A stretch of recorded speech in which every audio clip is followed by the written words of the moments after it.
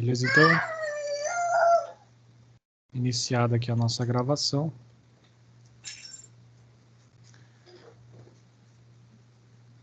Então, 22/9.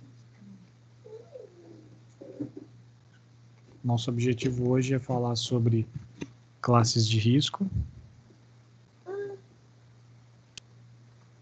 O objetivo é aplicar isso aqui aos mapas de risco.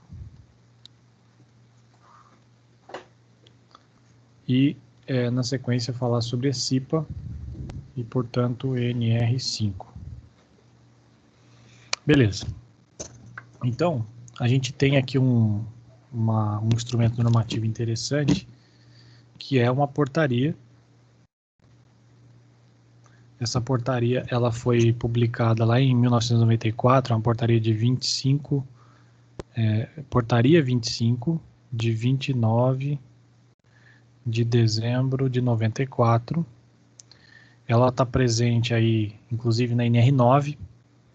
Se você acessar a NR9, essa portaria, o link dela já aparece ali naqueles links azuis no começo da norma.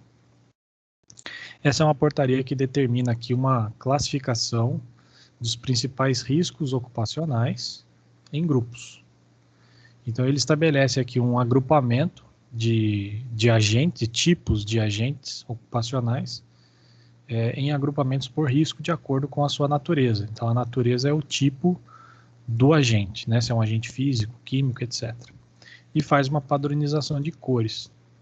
Então, o que a gente tem aqui é o grupo 1, ele tem uma cor padrão verde, e a gente designa aqui agentes que configuram, agentes, portanto, como a gente já tinha falado, né? São fatores, situações que têm potencial para causar danos à saúde e à integridade das pessoas, e nesse caso aqui de natureza física. Então, a gente faz referência a formas físicas de energia. Nessa portaria estão determinados aqui ruído, né, vibração, radiação ionizante, radiação não ionizante, frio, calor, pressão anormal e umidade. A vibração, vamos imaginar o seguinte, vou fazer um quadro branco. Deixa eu criar um quadro branco aqui para a gente fazer observações.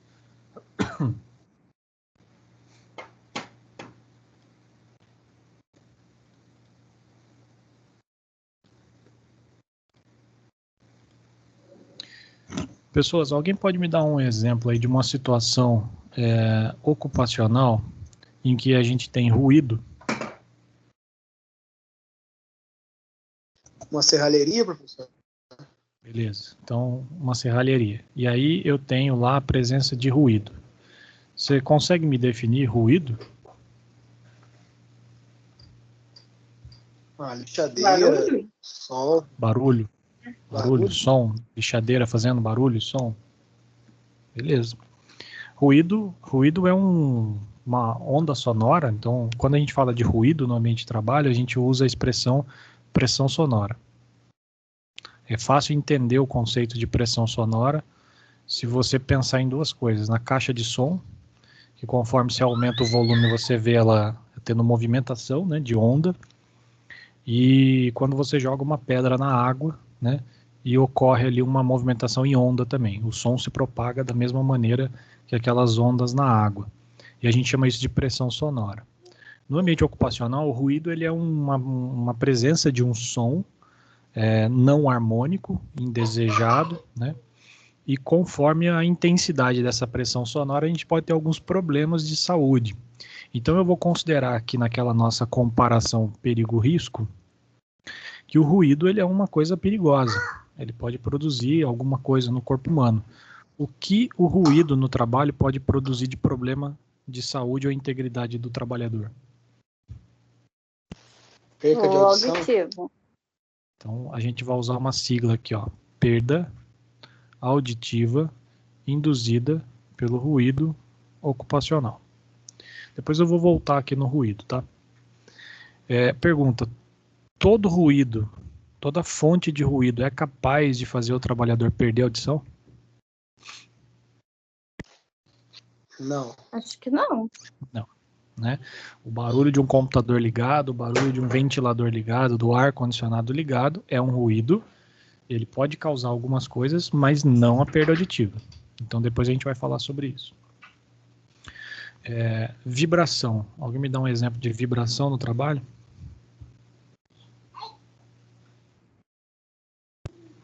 Um martelete, professor? Sim. Né? Então, vibração. A vibração, ela tem uma característica especial, tá? Vibração, ela pode ser principalmente de dois tipos. Você pode ter vibração localizada e vibração de corpo inteiro. Quando ele fala do martelete, o martelete transfere onda mecânica de choque, né, para as mãos, para os tecidos, e essa onda de choque ela percorre até uma quantidade, vamos dizer assim que, sei lá, aqui é a mão, tá, da pessoa. E aí você tem ela está segurando aqui uma ferramenta, ela está tendo um ponto de contato com alguma coisa. Esse ponto de contato está dando pulsos mecânicos aqui no tecido. Pulso mecânico, imagine batidas sequenciais. Esses pulsos mecânicos, eles vão se comportar aqui, passando pelo tecido, se propagando para o tecido até um determinado ponto, numa intensidade variável, né? Então isso é uma vibração localizada. Essa vibração tem uma intensidade que se perde conforme ela se propaga, tá? Geralmente, vibração localizada por muito tempo, ela pode produzir no corpo humano síndrome da mão branca. Exemplo. A síndrome da mão branca é que, por conta desse trauma acumulativo de onda mecânica na mão, você afeta a vascularização da mão.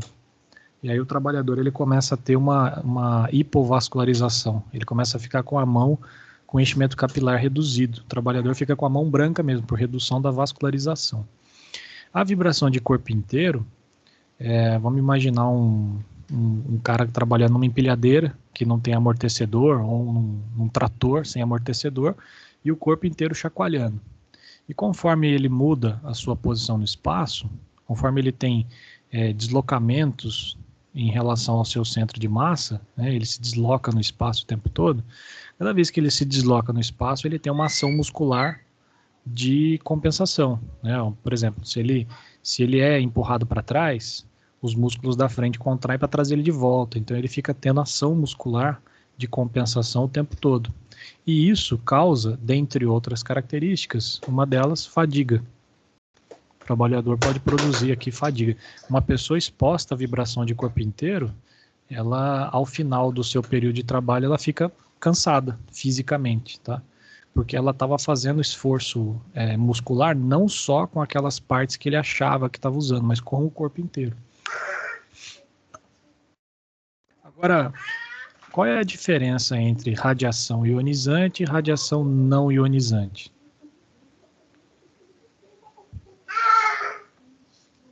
Você pegou lá, hein?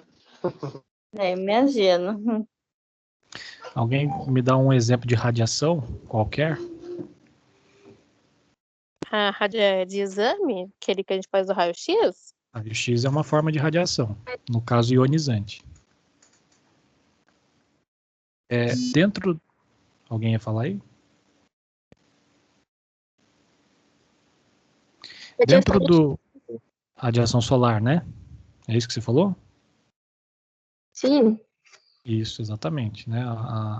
No caso da luz solar, a gente tem vários níveis no espectro eletromagnético pelo Sol. Você tem radiação tanto ionizante quanto não ionizante pelo Sol. Vou colocar uma expressão, espectro eletromagnético, só para expressar aqui uma condição. Dentro do conceito de luz, você tem ali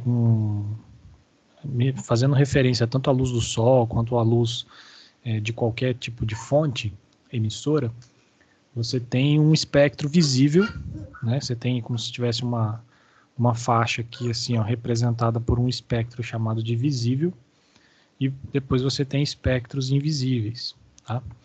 Os espectros invisíveis aqui com um comprimento de onda na faixa do infravermelho e um espectro aqui numa faixa de comprimento de onda de ultravioleta. E aqui então você tem a luz vermelha, né, e outras cores de luz. Basicamente, luz que você vê é uma reflexão, né, da luz. A luz branca é um conjunto de todas as cores. E aí, um objeto, por exemplo, que não tem a cor vermelho, ele reflete a cor vermelha, ele absorve todas as cores e reflete a cor vermelha. Então, quando você vê um objeto vermelho, ele é tudo menos vermelho, né? Mas, enfim, pensando aqui nessa questão que é o que mais importa dos espectros não visíveis, tanto UV quanto infravermelho, radiações não ionizantes são espectros, geralmente aqui, do não visível, que eles são absorvidos pelo tecido e ele acaba se espalhando pelo tecido, principalmente pela água dos tecidos, e ocorre principalmente aquecimento. Então, quando você fica exposto, por exemplo, a uma fonte infravermelha, a infravermelho já é uma radiação em forma de calor. O corpo humano libera radiação infravermelha o tempo todo. O seu calor do corpo é liberado em forma de radiação infravermelha. Essa radiação ela é absorvida pelos tecidos e o que ela produz no tecido é aquecimento. Então, a gente diz que é uma radiação não ionizante, tá? Ela apenas atua aquecendo o tecido. As radiações ionizantes, se a gente for pensar na faixa aqui do ultravioleta, que está presente na luz solar, por exemplo, né, existem faixas ultravioleta. Quando você usa um protetor solar, né, você está fazendo uma proteção ultravioleta, é uma faixa do espectro eletromagnético que tem capacidade de alterar, de produzir efeitos fotoelétricos no tecido. E isso altera o ciclo de divisão celular. Então, radiações não ionizantes são aquelas que produzem calor. Radiações ionizantes podem produzir câncer, ok? Então, essa é a principal diferença, que a radiação ionizante ela é mais preocupante no ambiente laboral porque ela pode produzir câncer. Raio-X é uma delas. Sobre frio e calor, um exemplo aqui de presença de frio ou calor no trabalho. Alguém pode me ajudar aí? Câmara fria. Frio é aquela. É, isso que eu ia falar. Câmara fria, beleza. O cara tem que usar um capote para entrar lá, né? E o calor? Um Falando bem forno? simples, por exemplo, Forno? cozinha. Cozinha, exatamente. E tem uma outra característica também que a gente pode associar, tá? Quando a gente verifica... Alguém mais ia falar aí? Pode falar. Quando a gente fala de calor e frio, pensando no ambiente, existem características como, por exemplo, temperatura efetiva do ambiente e existe sensação térmica. Então, temperatura efetiva não quer dizer nada, porque a gente precisa considerar fatores do ambiente que são temperatura do ambiente, umidade relativa do ar do ambiente e velocidade do ar do ambiente. Esses três elementos aqui fazem toda a diferença. Tá? É diferente você estar num calor úmido e estar num calor seco. Por exemplo, no calor úmido, você tem mais dificuldade de transferir energia, né? Então, você imagina assim, ó, a gente está falando aqui de termorregulação, tá? O corpo humano, ele, enquanto está tendo seu metabolismo normal, você comeu, né, se alimentou e está tendo uma reação bioquímica de processamento disso. Durante essa reação bioquímica, você tem um conjunto de adenosina trifosfato que entra nesse processo metabólico aqui. E nesse processo, esse conjunto adenosina trifosfato perde um grupo fosfato e vira adenosina difosfato. E o que importa é que isso daqui é liberado no corpo humano em forma de calor. Né? Você tem radiação infravermelha. Então, quando você usa uma câmera térmica, por exemplo, a gente enxerga tudo roxo, né? E o corpo humano ele está na faixa amarelo, laranja e vermelho, que é uma visão aqui de radiação infravermelha. O corpo humano emite aproximadamente aí na ordem de 95, próximo de 100 watts de energia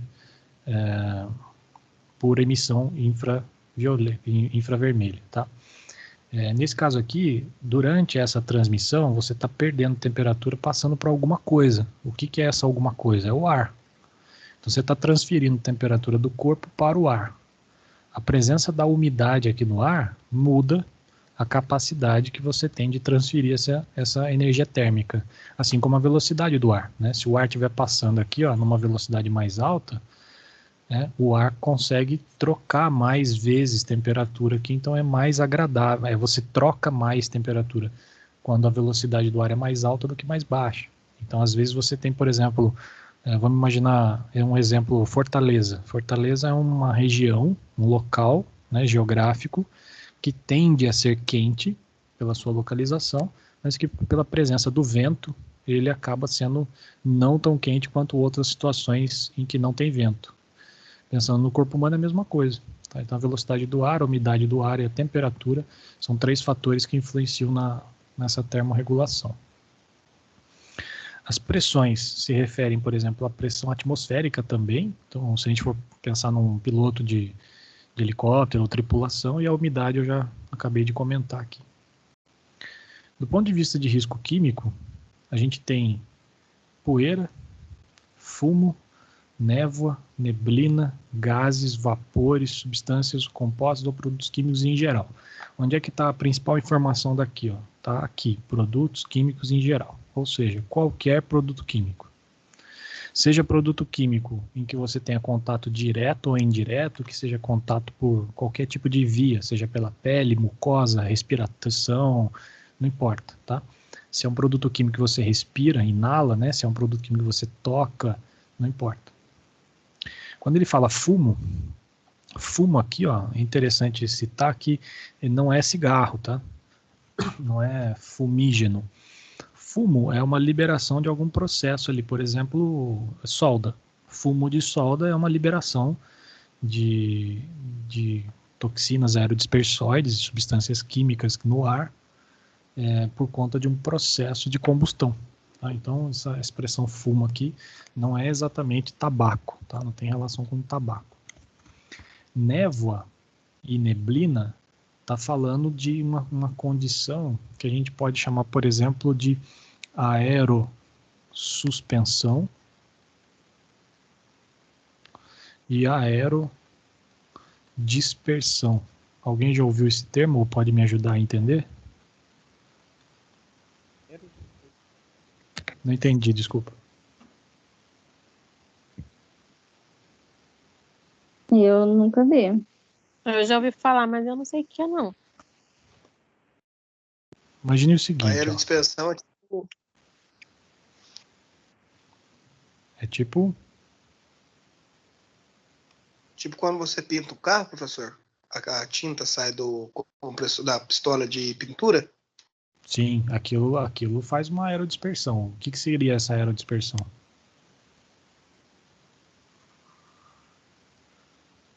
O ar comprimindo a tinta. Exato. A tinta, vamos imaginar o seu exemplo aqui. A tinta está aqui. Beleza, a tinta ela está no estado líquido. Perfeito. A pressão do ar que você joga na tinta quebra essa tinta líquida em partículas pequenas demais, certo? Essas partículas pequenas demais, a relação de massa que elas têm é muito pequena e ela não sofre uma ação da gravidade como objetos maiores.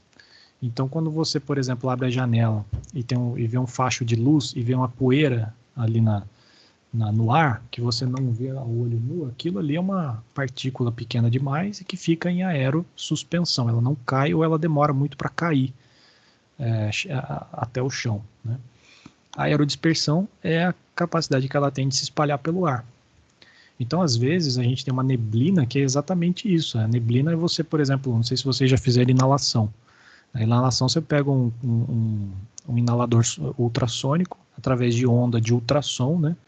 Ondas ultrassonoras. A gente está falando de ondas num comprimento micro entre as ondas mecânicas do som. Ele nebuliza o líquido, né? Então ele pega o líquido e transforma em partículas pequenas que vão embora com o ar. E conforme o indivíduo inala essas partículas, né? Então aqui imagine o ar vindo Ele está inalando essas partículas e essas partículas estão vindo pelas vias aéreas superiores e inferiores. Né? Superiores estão aqui em cima, inferiores, evidentemente, lá embaixo. Essas partículas elas vêm aqui junto com o ar e a cavidade nasal ela é dotada de um sistema de filtração. Esse sistema de filtração aqui tem muco, tem pelo, né? A cavidade nasal tem a capacidade de aquecer o ar, filtrar o ar e direcionar o ar. Só que as partículas muito pequenas não param nessa filtração, elas continuam. E elas vêm até vias aéreas inferiores. E em longo prazo elas vão causando um processo inflamatório crônico, pulmonar. A exemplo, a gente pode ter aqui bronquite, pneumonia química, pneumoconiose, doenças respiratórias causadas por isso aqui. Então a neblina, ela se caracteriza como gotículas, né, pequenas demais. Então são gotículas muito pequenas e que acabam nebulizando, ou seja, viram névoa, né? Elas se propagam com o ar. No grupo 3, e também faltou falar aqui que a gente está falando de risco químico, né? O risco químico, ele é o grupo 2 de cor padrão vermelho. Tá? No primeiro exemplo que a gente fez, a gente estava falando do grupo 1, que tem uma cor padrão verde, falando de riscos de natureza física. No grupo 3, o que a gente vai ter aqui vou usar essa cor vermelho mais escuro, um grupo de cor padrão marrom, né, de agentes de natureza biológica. São elementos: vírus, bactérias, protozoários, fungos, parasitas, bacilos e, portanto, então, micro-organismos. Quaisquer. Tá?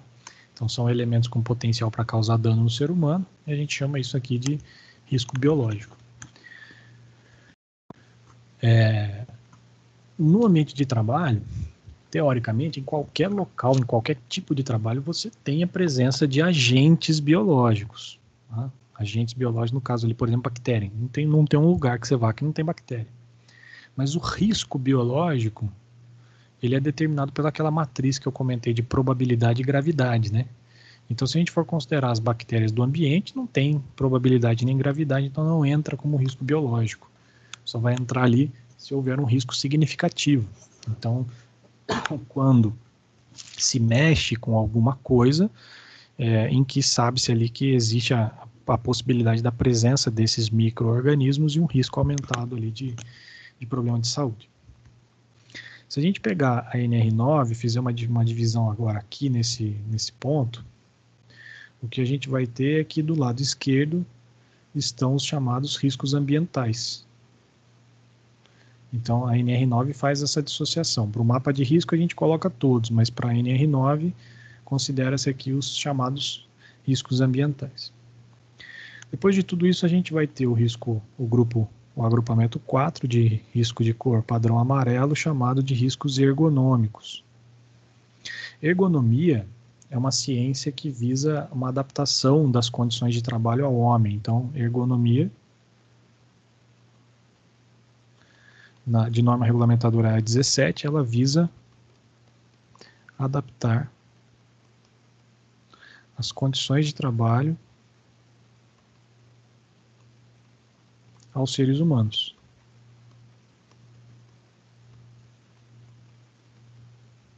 Beleza. Então, a parte mais importante que você precisa memorizar disso aqui é a última. Você vai memorizar o seguinte: risco ergonômico é qualquer situação causadora de estresse físico ou psíquico no trabalhador. Ó. Tá? Memoriza por aqui. Ó. Qualquer situação que tem potencial para causar estresse físico ou psíquico no trabalhador. Vamos fazer uma pausa e vamos para cá. Ruído. Imagine que esse ruído, ele é um ruído de baixa pressão sonora. Tipo barulho de um ventilador que a grade metálica fica batendo tec, tec, tec, tec, tec o dia todo. O que isso causa numa pessoa? Por gentileza. Estresse. Irritação? Irritação. Então você vai chamar isso aqui de risco físico ou de risco ergonômico? Ergonômico. Ergonômico. Então você está vendo aqui, ó, que o ruído ele pode ser entendido como um risco ergonômico ou como um risco físico. Tá? Geralmente, quando a gente fala em ruído, a gente está falando de ruído em pressão sonora equivalente a pairo. Mas se eu estiver falando de um pequeno ruído que não tem capacidade para produzir perda auditiva, ele pode estar sendo incluído aqui como um problema ergonômico, tá? Por causar irritação, a irritação leva a perda de atenção, que leva a perda de produtividade, e isso é, portanto, risco ergonômico. A portaria, ela cita, por exemplo, as coisas mais comuns de se citar, como esforço físico intenso, o levantamento de transporte manual de cargas, né?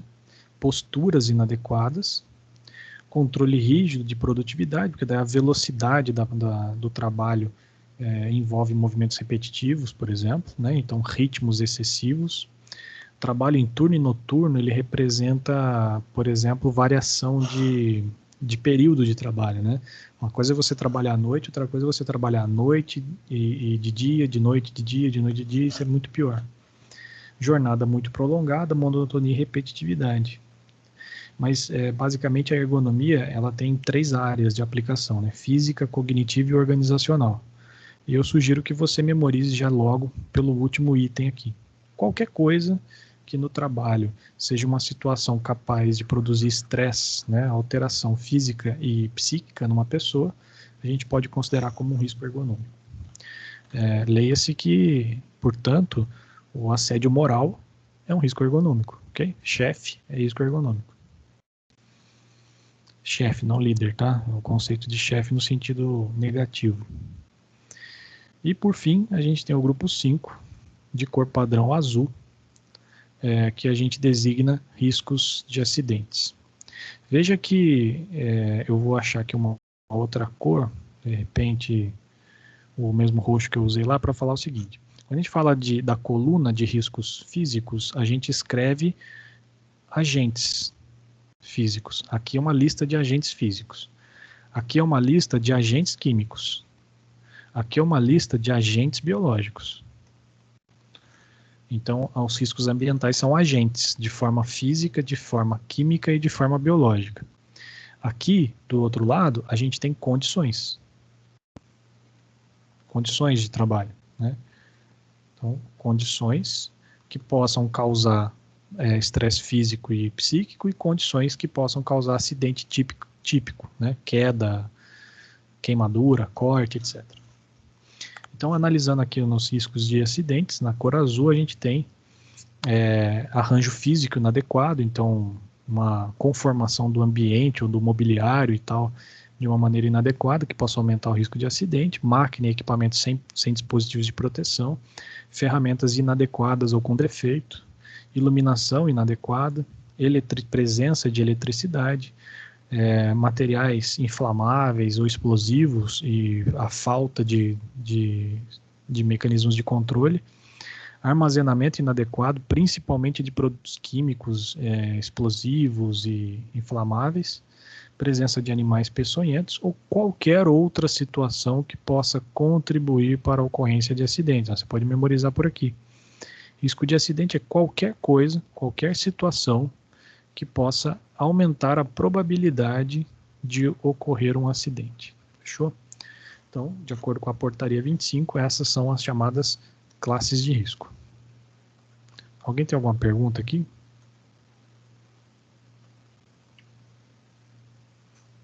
Eu não. Tranquilo. Tá. Pensando em CIPA, a gente vai precisar definir o chamado mapa de risco. O mapa de risco ele vai ser representado como uma planta baixa. É importante ler a portaria, que eu vou deixar em anexo também. Ele é uma planta baixa do ambiente de trabalho. E nessa planta baixa, algumas informações são necessárias e obrigatórias para a gente colocar. Então, geralmente você desenha lá onde tem janela, onde tem portas, né?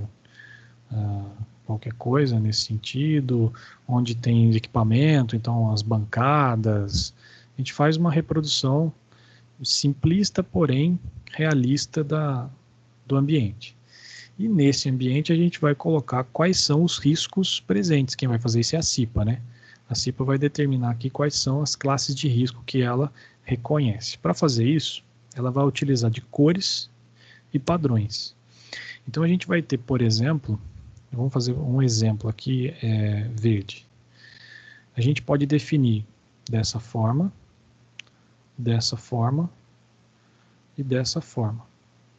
Então, isso daqui, por cor, está representando um risco físico, grupo 1. Só que isso daqui é chamado de risco físico baixo, risco físico médio, risco físico alto. Beleza? Então, por círculos, por esferas, a gente vai representar a classe de risco. Agora, veja bem, suponha que você chegue lá numa empresa, vai ver o mapa de risco dela e tem um desenho assim, tem aqui uma sala, aí essa aqui é uma sala de controle, tem só uma bancada aqui assim com um computador, tem uma janela aqui e uma porta aqui assim. Beleza. E aqui dentro tem uma bola assim, ó, nessa cor. O que isso aqui significa, por gentileza? Ergonômico? A classe de risco é ergonômico, beleza. Mas, duas perguntas. Pergunta número 1. Esse risco ergonômico é baixo, médio ou alto? Acho que é baixo. É médio. Veja, uma pessoa respondeu, acho que é baixo, a outra respondeu, é médio, e a outra respondeu, acho que é baixo. Então a gente não está entendendo muito bem. Você concorda? O que eu posso fazer para melhorar esse entendimento aqui? Mudar a forma geográfica do cidadão, bolinha, de triângulo e tal. Poderia, mas é padrão. O círculo é padrão. Uma legenda? Legenda. Por exemplo, nesse caso aqui, ó, vamos imaginar assim. Eu vou criar uma legenda, eu olhando mais para baixo, eu vou encontrar essas informações aqui, ó.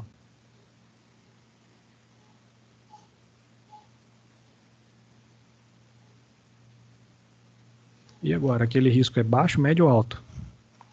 Alto. Alto, beleza? Então a primeira coisa, eu preciso ter legenda. Tá? Então essa legenda aqui está definindo para mim a intensidade do risco. Então eu preciso ter uma legenda de intensidade. Se eu não tiver uma legenda de intensidade, eu não consigo interpretar se aquela bola é grande, média ou baixa. Eu tenho que ter os 3 tamanhos. Esse tamanho tem que ser igual a esse. Esse tamanho tem que ser igual a um desses aqui. A outra legenda é com relação às cores, que você já me falou ali, que esse risco que você está vendo é ergonômico. Isso significa que eu tenho que colocar aqui uma cor verde, vermelho, marrom, amarelo e azul e explicar o que cada uma significa. E precisa de mais uma legenda. Por exemplo, eu falei para você que esse ambiente aqui é uma sala de controle. Então isso aqui é uma identificação, sala de controle. E você me disse que aquele ali é um risco ergonômico. Agora a gente já conseguiu definir que é um risco ergonômico alto, tá? Mas o que está acontecendo nessa sala de controle que está causando estresse físico ou cognitivo no trabalhador? Dá para saber? Ventilador? Não. Poderia ser o ventilador. O que mais poderia ser? Os móveis da sala, não? Pode ser. Por exemplo, uma cadeira muito baixa, né? Tipo, uma postura ruim.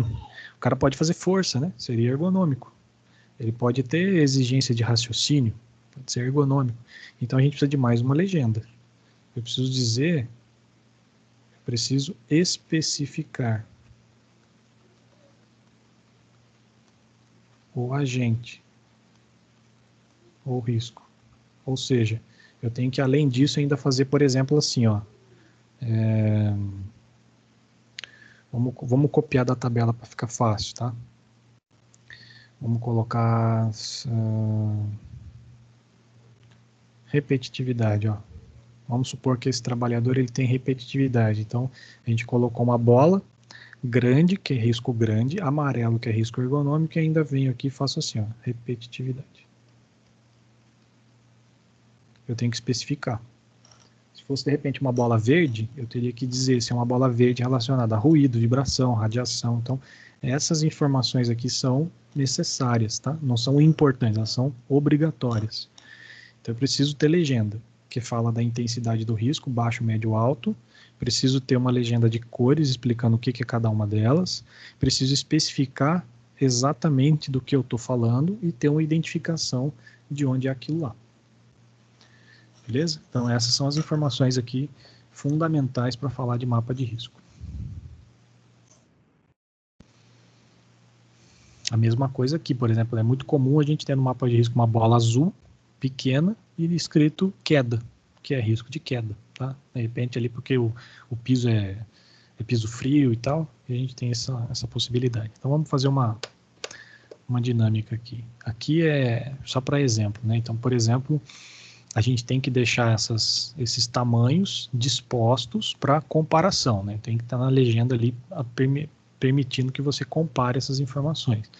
Então, nesse caso aqui, uma bola grande e vermelha, risco químico grande. Uma bola média verde é um risco físico médio. Uma bola azul e pequena é um risco mecânico ou de acidente pequeno, tá? Essa expressão risco mecânico é o mesmo, é uma forma antiga de falar risco de acidentes. Então, assim a gente faz uma aplicação agora dessas classes. Deixa eu verificar aqui. O Matheus Fernandes, você está aí? Você está me ouvindo? Você consegue falar com a gente? Matheus, você está aí, Matheus?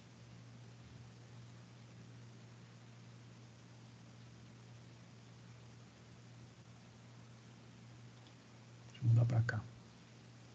O Lucas, você está me ouvindo aí, Lucas? Você consegue falar com nós aqui? Lucas Fernando. Eu acho que o Lucas está trabalhando hoje, professor. Está assistindo a aula, mas está trabalhando. Beleza, Pedro. Então, vamos você mesmo. Você vai fazer o seguinte agora, ó. Vocês vão ver uma imagem... Ele respondeu no chat. Ele não pode falar, professor. Mas que ele está ouvindo. Beleza, então Pedro, vai.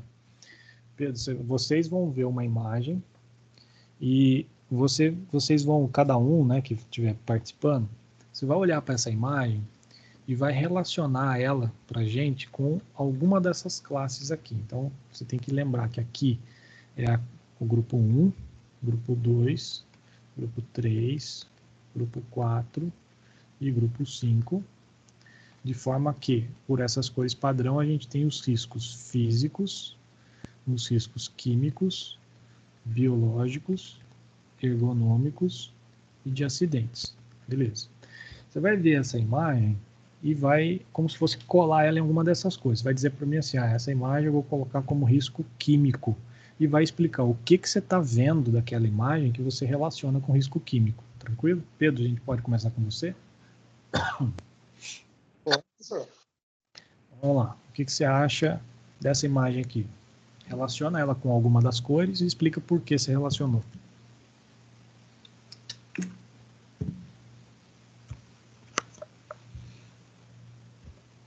Serra. Eu acho que é risco físico, né? Físico. Quem está falando? Rafaela. Rafaela, por que físico? Porque pode machucar, sei lá. Se souber mexer, pode acabar se cortando. Então, nesse caso, se ele pode se cortar, seria risco de acidentes. Beleza? Você falou sim. assim. Tá? Então, no caso da lesão, é risco de acidente. A gente podia citar, por exemplo, o risco de acidente, você falou assim, o cara não sabe usar. Então, falta de treinamento é risco de acidente. Poderia colocar ali. Tá? Mas você também falou físico, e isso aqui também pode ser físico. Alguém pode explicar como que isso aqui pode estar relacionado com risco físico? A questão do ruído, professor. Presença de pressão sonora elevada, né? Ruído alto que pode produzir perda de audição. Como que a gente pode controlar o problema do ruído? Protetor Aquele auricular. protetor. Isso, exatamente, com proteção. Fica uma dica aqui, tá? Vamos pensar aqui, ó, vamos voltar no ruído. Isso é uma dica. Você disse para mim que o ruído, ele causa, né, por alta pressão, causa perda auditiva. A audição é uma função do organismo, certo? É uma função sensorial. O que você quer proteger é a função, a audição. Então eu quero proteger a audição. Então a gente usa um protetor auditivo. Protetor auricular, ele protege a aurícula. A aurícula é uma estrutura anatômica, a orelha. Então seria um protetor auricular, seria aqueles protetores de taekwondo, por exemplo. Tá? Então fica uma dica, use o termo proteção auditiva quando você quer referenciar, por exemplo, lá um elemento que protege a função da audição. Essa serra aqui, ela poderia ser colocada, por exemplo, como risco ergonômico? Pode pela vibração, né? Mas daí vibração em que sentido? Porque vibração é uma forma física de energia. Lembra? Ah, é verdade. Pode pelo esforço físico. Esforço. Beleza, concordo. E eu concordo. Pode falar. Não, é isso. Mas eu concordo também com o colega que falou vibração, tá? Porque a vibração aqui, ela pode produzir fadiga. E essa fadiga pode estar relacionada com o esforço e ser também um estresse físico. Então, portanto, eu também poderia entender como um risco de ergonômico, tá? Se a vibração estiver causando problemas relacionados diretamente com a vibração, com a onda mecânica, eu digo que é um risco físico, mas se eu estiver dizendo que a vibração está causando fadiga e a fadiga está causando algum outro problema, eu posso também colocar aqui, mas é porque daí a palavra-chave passa a ser a fadiga e não a vibração. Pode estar relacionado com risco químico de alguma maneira? Alguém consegue imaginar aí?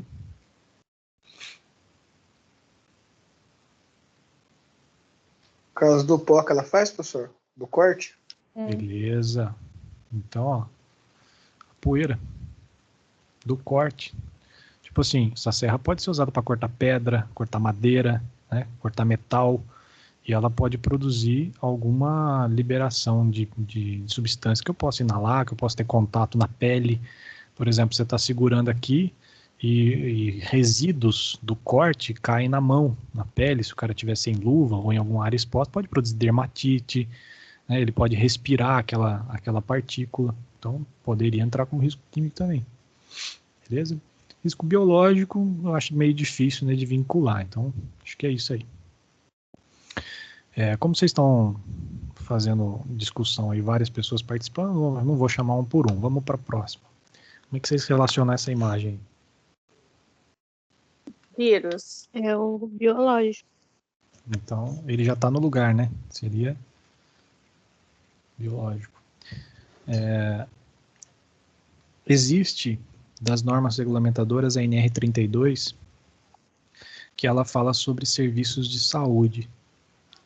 Essa norma é específica para prevenção de acidente em serviços de saúde. Ela é bem específica contra agentes biológicos. Na verdade, vamos mudar a minha expressão. Ela não é específica para agente biológico. Ela é específica para serviços de saúde. Mas ela é a norma que mais fala sobre os agentes biológicos. Então, a gente tem uma maior probabilidade de contato com agentes biológicos em serviços de saúde. Então, por isso que aqui é uma representação mesmo de vírus, né, e a gente coloca como risco biológico. E nesse caso aí, o que vocês acham?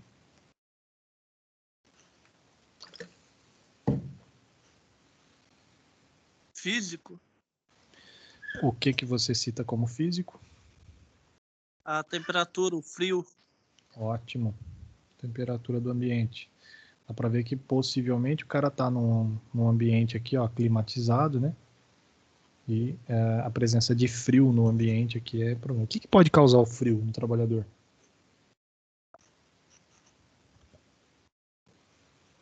Resfriado, doença respiratória.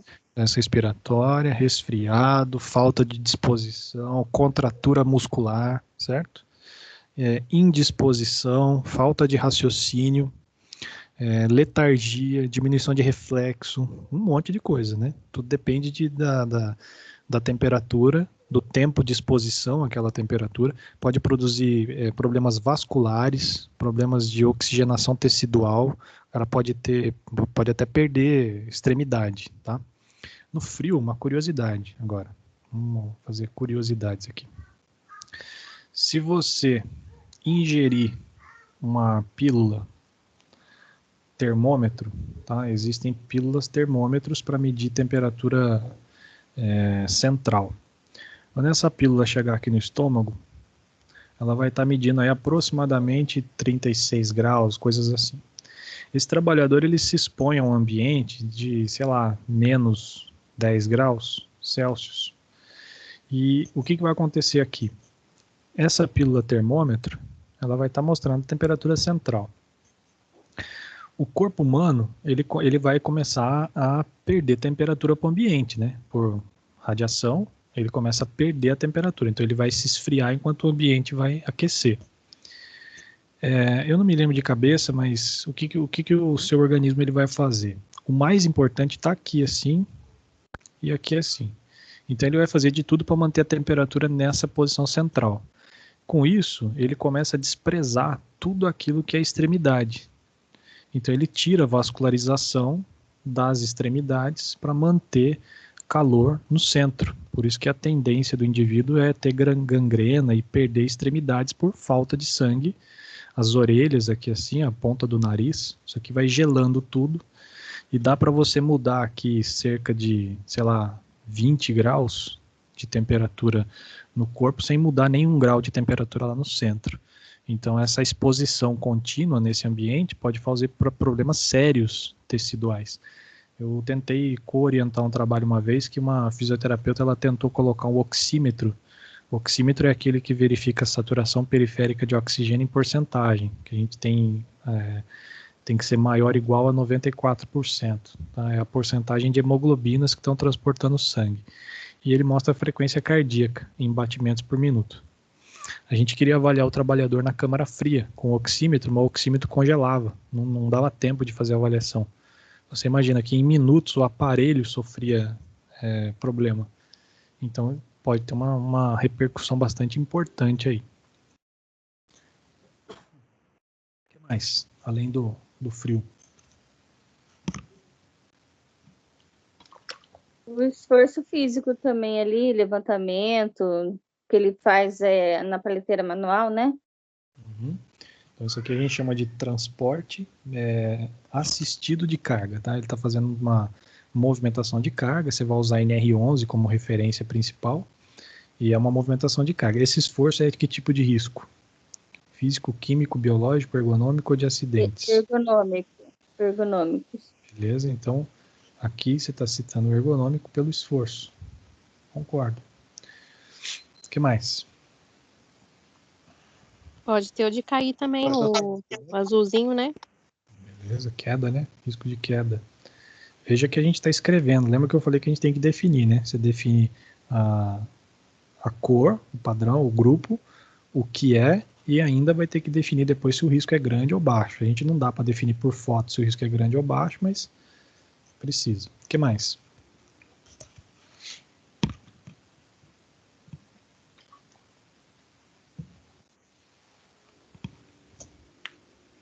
Isso aqui tá parecendo... professor, pode pegar uma gripe aí, né?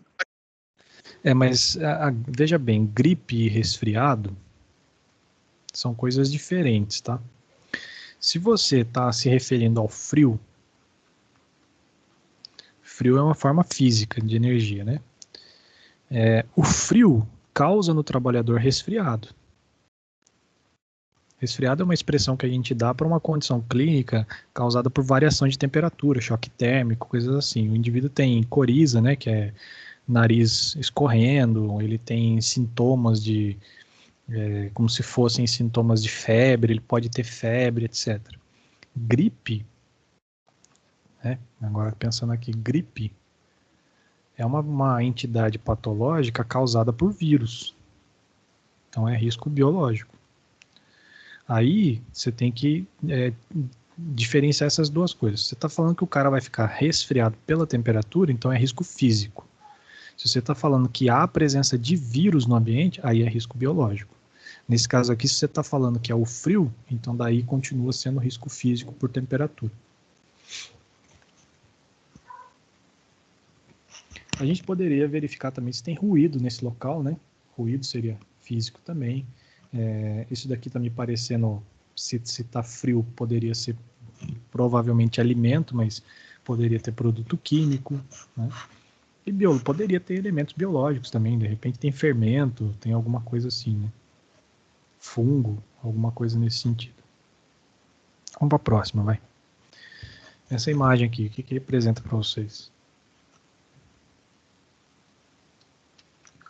Estresse. Estresse? E aí, qual seria a classe? Ergonômico. Com certeza, essa imagem representa com bastante clareza, né, o que ela quer dizer. Então, ela está falando de prazo, ela está falando de horário, ó, de turno, né? Está falando de excesso de trabalho, ela está falando de, a gente pode olhar aqui, postura, mobiliário, equipamento. Então, vamos colocar isso aqui, ó, dentro da NR17. A NR17 tem 1, 2, 3, 4, 5, 6 itens e o anexo 1 e o anexo 2. Anexo 1 fala de teleatendimento. Poderia ser o caso, esse cara poderia ser um teleatendente, né? O anexo 2 fala de checkout, que é caixa, então não se aplica. O item 1 apresenta norma, não se aplica. O item 2, ele fala de levantamento de carga, parece que não se aplica, mas todo o resto se aplica. O 3 fala de mobiliário, a gente está vendo aqui, mobiliário. De repente se a mesa está boa, adequada, a altura, etc. O 4 fala de equipamento, está aqui. O 5 fala de condições do ambiente. Então, isso aqui se aplica a todas as ações intelectuais. E o 6 se refere à organização do trabalho. Tipo assim, por que o cara está trabalhando de noite? Esse é o horário dele? Né? Por que ele está pensando aqui em prazo? Por que ele está referindo horário? Será que ele trabalha só de noite ou ele trabalha de noite e de manhã? Será que ele está de noite fazendo hora extra? Né? E isso daqui está representando a exigência intelectual, né? A pressão. Então, estresse, bem específica para agentes ergonômicos, mas tem um monte de itens que a gente poderia listar aqui do item ergonômico. Postura, exigência de raciocínio, trabalho em turno e noturno, ritmo de trabalho excessivo, jornadas prolongadas. Então, é uma imagem que representa uma classe muito bem característica de risco ergonômico, mas que a gente podia citar uma infinidade de condições aqui associadas, né? Nesse caso aqui, o que vocês veem aí?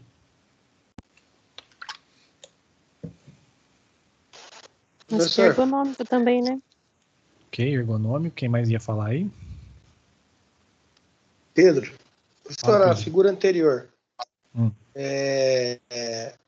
O que essas condições aí causam o grande período de tempo? Tipo assim, pode causar no trabalhador? De problema de saúde, você está falando? Isso. Bom, vamos lá. Se a gente for pensar em elementos como turno de trabalho, o turno de trabalho ele afeta o ritmo circadiano. O ritmo circadiano ele está relacionado com funções biológicas. Por exemplo, jet lag é uma expressão de ritmo circadiano para quando aplica-se para fusos horários. O cara viaja para a Europa e na Europa tem uma diferença de várias horas E aí ele perde aquela referência fisiológica que ele tinha do que é manhã, do que é tarde, do que é noite. Naquele horário que antes ele estava começando a ficar com sono para dormir, ele agora precisa começar a ficar ativo para trabalhar, para estudar ou para passear, né? Isso é uma alteração de ritmo circadiano. Quando o trabalhador é exposto a uma variação de turno, né? Às vezes o cara ele pega um turno que ele entra à noite e sai de manhã, ou então ele entra de manhã e sai no final do dia, essa variação é muito ruim para ritmo circadiano. Ele começa a ter alteração de função fisiológica. Quando eu falo função fisiológica, me refiro à evacuação, à alimentação, hidratação, várias coisas. Quando ele tem um turno fixo, né, mas que pode ser, por exemplo, um turno da noite, nem todo mundo funciona nesse turno noturno, no turno de trabalhar à noite e virar e sair de manhã. A relação circadiana também de algumas pessoas é diferente, o estado de consciência começa a ficar alterado, a percepção, a atenção, mas principalmente o problema é a variação, tá? Turnos fixos é mais tranquilo que o cara consegue uma certa adaptação. Com relação à pressão, de repente pressão de chefe, prazo,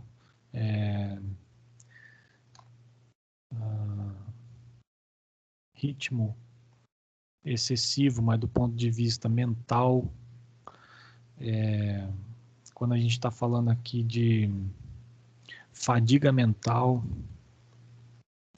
todas essas características aqui, elas produzem no trabalhador crises de sinais e sintomas, síndromes, sendo uma delas a mais famosa, chamada síndrome de burnout. A síndrome de burnout, né, é a síndrome do esgotamento profissional. É o cara que mentalmente está esgotado. Ela pode estar presente ali com situações associadas à ansiedade, síndrome do pânico, quadros depressivos.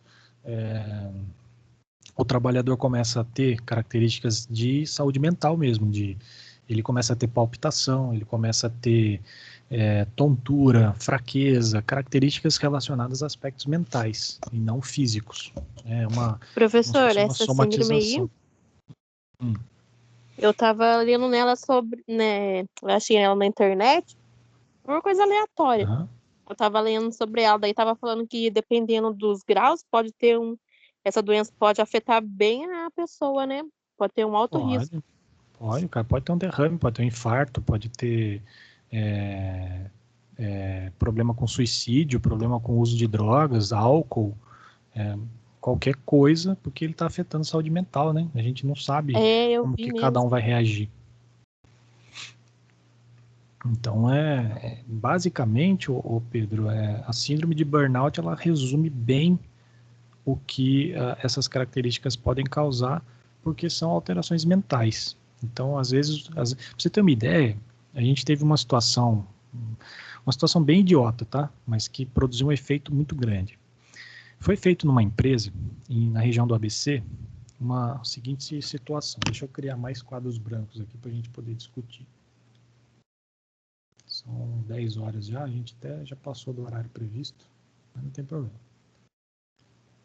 Deixa eu... Aqui um quadro.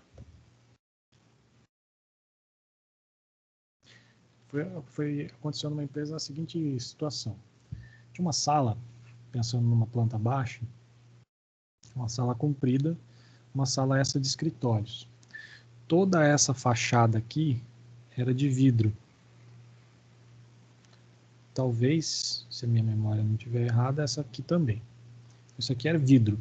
Enxergava-se o exterior da empresa. Esse local eram estações de trabalho, então são aquelas estações com mesas, né, que são várias pessoas organizadas e tal.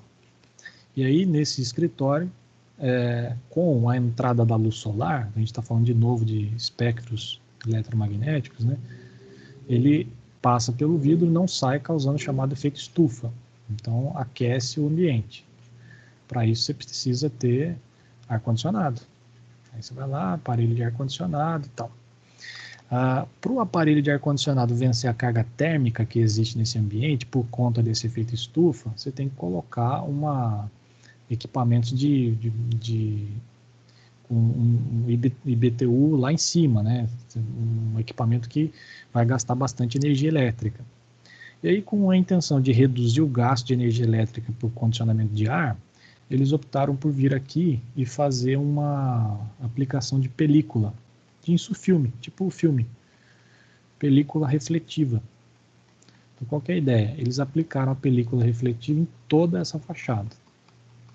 Aí o que acontece? Quando a luz do sol vem aqui, uma grande parcela dela reflete, né? Ela faz reflexão aqui, ó. Entra menos luz, aquece menos o ambiente, né? O ar-condicionado tem menos exigência de vencer carga térmica. Eu não sei se quem de vocês já usou capacete com viseira espelhada, mas quando você faz isso, acontece o seguinte: antes, os trabalhadores olhavam lá fora, eles viam uma rua, eles viam árvores, eles viam um jardim, né? E eles viam cores nessas coisas e eles sabiam se estava sol ou se estava nublado. Conforme se aplica uma película refletiva, tudo para fora fica cinza. Então, tudo aquilo que antes o trabalhador tinha de cenário, em que ele sabia, por exemplo, diferenciar verão de primavera, de outono, em que ele sabia dizer se estava sol, se não estava sol, se ia chover ou se não ia chover, a partir de agora, tudo ficou cinza e tudo ficou com um clima parecido com um clima chuvoso. Quem já usou capacete assim sabe do que eu estou falando. Às vezes você está andando de moto, você tem que levantar a viseira para entender se vai chover ou não, porque você tem uma impressão de que vai chover o tempo todo. O que você acha que causa na mente das pessoas que trabalham aqui um ambiente em que o cenário é todo cinza o tempo todo? Fala para mim, o que você acha? Ouviu isso? Emocional. Problemas emocionais? Desculpa, a outra pessoa que falou, não entendi o que falou. Aquele problema com o fuso horário, à noite? Às vezes sim. Nesse caso aqui, ele tem noção de que está dia porque ele tem um horário bem estabelecido e às vezes acontece do cara não saber o que é dia e o que é noite quando é fechado, tá? Isso acontece. Às vezes a gente trabalha em laboratório que não tem janela, acontece isso mesmo. Você não sabe se é dia, se é manhã, mesmo tendo o relógio no punho. Aqui não aconteceu isso porque eles viam as coisas, eles só não viam as cores. Esses caras, eles começaram a ter depressão, casos de síndrome do pânico, ansiedade, problemas de relacionamento, irritabilidade, e isso com o tempo foi percebendo que foi aumentando progressivamente, assim, ó. Se a gente fizesse um gráfico, esses casos foram aumentando progressivamente. Aí alguém inteligente, né, parou e falou assim, tá, isso aqui foi aumentando progressivamente. Aqui, assim, ó, nesse quadro aqui, nessa parte do tempo aqui, o que aconteceu aqui que possa justificar isso? Aí lembraram da aplicação disso aqui.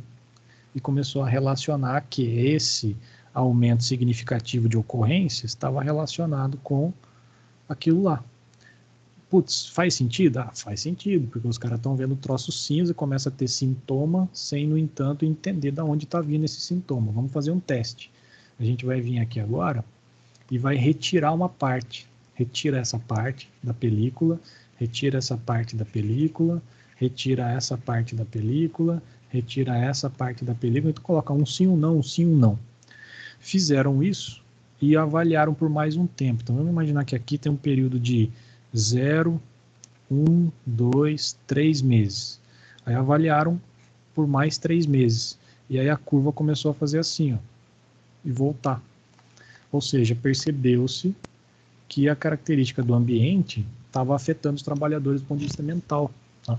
Isso é uma característica bem idiota e que produz um puta do impacto e quase ninguém percebe. Agora, você diagnosticar isso é bem difícil. Tá? A gente estava falando aqui dessa imagem, né? Então, a resposta para o Pedro aí é qualquer característica de saúde mental, mas principalmente relacionado a casos depressivos, casos de pânico, sintomas físicos por esgotamento emocional. Nessa imagem vocês falaram do ergonômico, mas não disseram o que exatamente? Esforço o físico, né? peso, né? Esforço, tá? Ok. Aqui você perceba que para vocês tem duas coisas de interesse, ó. Isso aqui é chamado de transporte manual de cargas. E isso aqui é chamado de transporte assistido de cargas. Tá?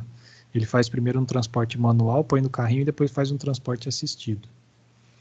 Alguém ia falar alguma coisa aí e eu cortei. Não, eu ia falar que pode ser também risco de acidente, né? Nessa hora de virar, se às vezes mesmo usando a cinta, ou se não se usa, não sei. Aí pode haver também um risco de acidente, cair no pé. Uhum. Queda de material, por exemplo. Beleza. Isso aí. Essa imagem tem vários elementos ergonômicos aqui. Físico, dá para citar a temperatura aqui dentro? Se esse cara estiver no Rio de Janeiro fazendo entrega o dia inteiro e fica passando muito tempo aqui dentro? Ah, deve Dá ser sim. calor, né? Daria para falar de risco físico, temperatura aqui, por exemplo. Daria. Mas principalmente ergonômico e de acidentes, né? Nesse caso aqui, o que vocês acham? Caminhão legalzinho ainda. Né? Risco de acidente? Isso aí com certeza.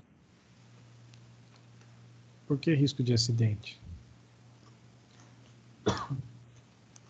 Tanto porque na estrada, né? Sei lá, pode ter um déficit de atenção ou dormir, pode ter um acidente. Então você citou dormir. Por que esse cara aqui ia dormir? Cansaço. Por que ele teria cansaço? Porque ele tá trabalhando muito na estrada. Jornada prolongada. Beleza?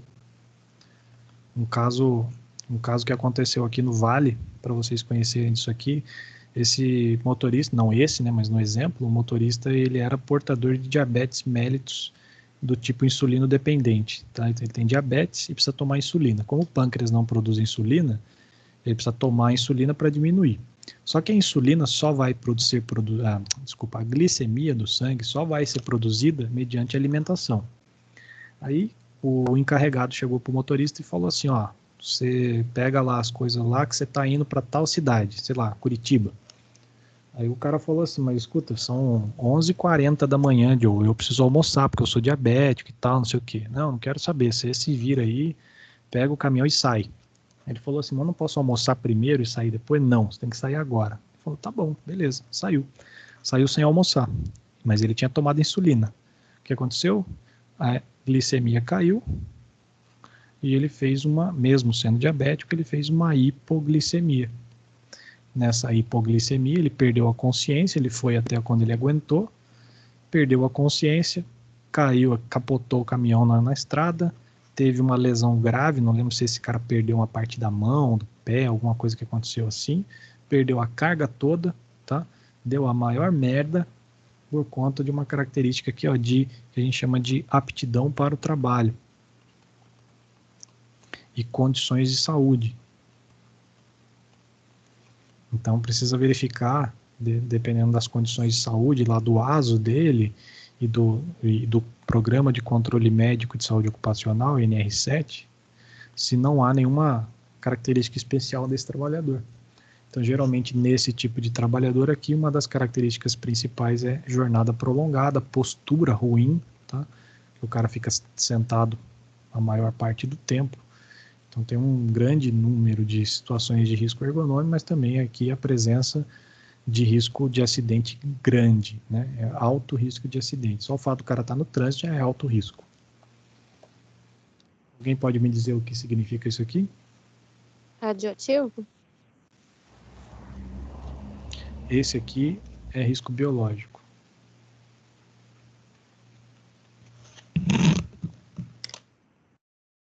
Vou fazer assim, ó. Deixa eu... Que agora você me confundiu, mas eu tenho quase certeza que é biológico. Né? Acho que é amarelo, radioativo, não é? Mas é o desenho do centro ali. Eu acho que é biológico. Agora eu fiquei confuso. Pô, você me sacaneou agora. É isso mesmo, aquilo ali é o que tem no saco nas embalagens de resíduo biológico.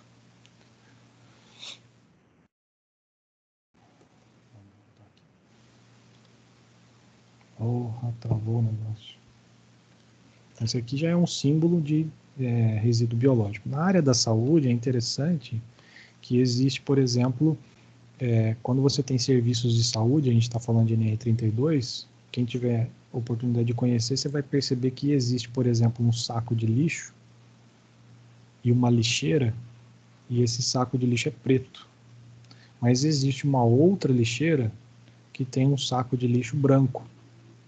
Saco de lixo esse que precisa ser guardado numa construção no fundo dessa instituição, que precisa ficar trancado e tem que ser retirado por empresas especializadas, porque isso daqui é chamado de lixo contaminante, tá? Ou contaminado, pela presença de risco biológico, que é o resíduo hospitalar, por exemplo.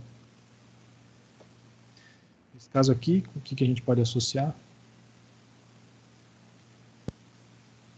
Risco de acidente. EPI. Mas Então, para prevenir risco de acidente. Ergonômico também. Coisa, por que ergonômico? Digamos que não está encaixado da forma certa no pé. Conforto, né? Isso, conforto. Tem trabalhador, por exemplo, que não sente mal o dedão, porque a empresa compra aquele sapato de 80 conto, aperta tanto Ou encrava a unha. Ou unha encravada, características pessoais, né? Isso aí. Basicamente essas duas coisas, né? É um EPI que protege contra condições de risco de acidente, mas ela também precisa relacionar conforto. O cara às vezes fica de pé o dia inteiro num negócio desse, não pode ser qualquer um, tá? Às vezes você compra um equipamento desse para fazer uma prevenção de risco de acidente e cria um problema ergonômico causando doença de coluna, por exemplo. A gente tem que fazer uma análise meio mais inteligente. Esse caso aqui é a mesma coisa, né? Risco de acidente, mas também tem uma questão de conforto aqui, né? Ergonômico. Uma coisa, e nesse caso aqui, o que vocês acham? Em 5 minutos a gente termina.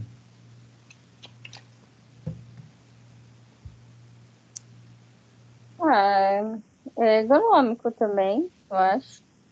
Ergonômico o que, exatamente? A pessoa tem que ficar agachando, acredito, ali. Postura, o que mais? Aqui ele já está fazendo De Provavelmente acidente também na empilhação. Risco de Pegar movimentação peso. de carga. Ok, então peso, esforço, né? Tá vendo que ele está usando uma paleteira aqui, né? Então a gente tem um levantamento manual, mas também um transporte assistido. O ambiente aqui, a gente precisa verificar se de repente como é que é ruído, como que é a temperatura, como que é se tem de repente pressão inadequada, uma pressão mais alta ou mais baixa, aquelas características. Se tiver poeira, né? Então é uma foto meio, não dá para a gente saber muita coisa, mas dá para ver muita condição aqui de risco de acidente e problema ergonômico. Embora você veja demarcações, ó, essas demarcações de áreas são exatamente para prevenir acidentes, né? Diâmetro, não tem nada jogado, é um ambiente, entre aspas, clean, né? Isso aqui é tudo prevenção de risco de acidentes, para ver demarcações de áreas de maneira importante, identificação e tal. Aqui, o que a gente pode associar? Químico. Com certeza, esse aqui já é risco químico, inclusive aqui uma observação mais importante dizendo que é inflamável, né? Além de químico, ele ainda é inflamável. Então, ó, ok? Entenderam o esquema aqui?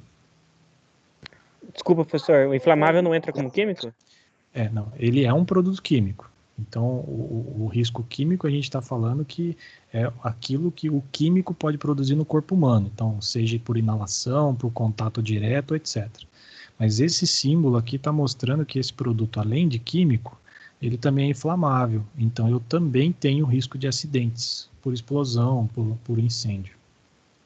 Tá certo, obrigado. Entendeu? Então, a gente Ambiental classifica... também, né, professor? Como assim, ambiental? O primeiro símbolo aí é de risco ambiental. Sim. Por conta do produto químico, né? Aí, nesse caso, é a leitura de que ele causa no meio ambiente coisas como ele causa no corpo humano, né? Então, também é problema. Nas classes de risco da portaria, a gente pode classificar como químico e como de acidente. Aqui. É o do raio-x lá, da radioatividade. E qual é a classe de risco? Físico, né?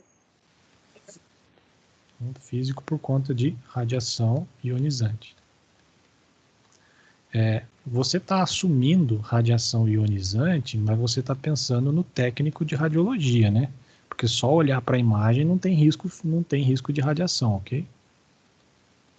Sim. Tem que, por exemplo, se de repente isso aqui é uma equipe lá sei lá, de enfermagem, de medicina, de fisioterapia que está olhando uma imagem ali, não tem radiação. Mas quem fez ou estava próximo, sim. Mas agora, dá uma olhada, essa pessoa está com óculos de proteção, está usando luva de procedimento. Isso aqui não significa alguma outra coisa também? Do vírus lá, esqueci o nome. Então é de proteção para que classe de risco? Biológico. Biológico. Beleza? Micro-organismos, tá? Então, ó, área da saúde aqui, o principal risco é biológico. Aqui é a câmara fria que vocês falaram. Isso aqui é uma representação de câmara fria, é o EPI que o cara usa para câmara fria. Pode ver que até o óculos específico aqui tem várias camadas de vestuário, luva e etc, que é um ambiente de temperatura bastante bem baixa, assim. Aqui só para a gente adiantar, já faltam 2 minutos, está verificando aqui um transporte manual de carga e um transporte assistido de carga, então a gente está diretamente relacionando aqui a risco ergonômico por esforço, né? Embora tenha risco de acidente, porque pode cair no pé, etc, né? Pode ter um monte de problema. Não sei se vocês viram recentemente o incêndio que teve lá no Atacadão, né? Que pegou fogo durante o horário de funcionamento. Eu vi. Então, uma situação parecida aqui de risco de inflamáveis, né, dos produtos inflamáveis e tal. E às vezes o isolamento, quando a gente armazena produtos inflamáveis, eu já comentei com vocês, às vezes é um galpão longe da empresa, aqui está a empresa normal, com a maior parte dela, e o depósito inflamável fica longe, porque se isso aqui pegar fogo, a gente tem um raio aqui de explosão e de incêndio, onde tudo aqui se perde, mas ele não pega no resto. É uma possibilidade quando tem controle de produtos inflamáveis. Isso aqui, para vocês de logística, é extremamente importante, está relacionado tanto com risco de acidentes, quanto com risco ergonômico, quanto com risco físico, né? Tem ruído, tem má postura, mais importante aqui, tem vibração, ruído, vibração, má postura, esforço físico, mobiliário inadequado, tem risco de acidente importante, então dá para classificar diversas coisas aqui.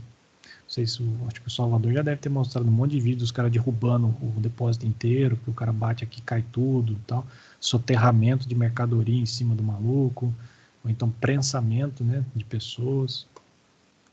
Então, pessoal, é isso. Eu ia continuar com vocês aqui fazendo a análise da NR5, mas eu vou sugerir para vocês nos últimos 15 minutos vocês conhecerem os materiais, tá? Na semana que vem a gente fala sobre a CIPA, daí a gente vai falar sobre cronograma. Fica para hoje então uma reflexão sobre as classes de risco, dos mapas de risco, e aí eu vou passar para vocês no chat agora os links da NR5 e do manual da NR5 para vocês tomarem conhecimento nos próximos 15 minutos aí. E na semana que vem a gente volta fazendo uma reunião mais curta do que a de hoje, e uma atividade de aplicação da norma relacionada à CIPA. A gente entra falando de CIPA durante mais ou menos uns 40, 50 minutos e depois aplica alguma atividade em cima. Fechou? Ok. Boa noite, professor. Valeu, então, pessoal. Vou parar aqui a gravação e daqui a pouco eu mando o whiteboard e a gente vai se falando até as 22h45 pelo chat aí. Obrigado pela participação.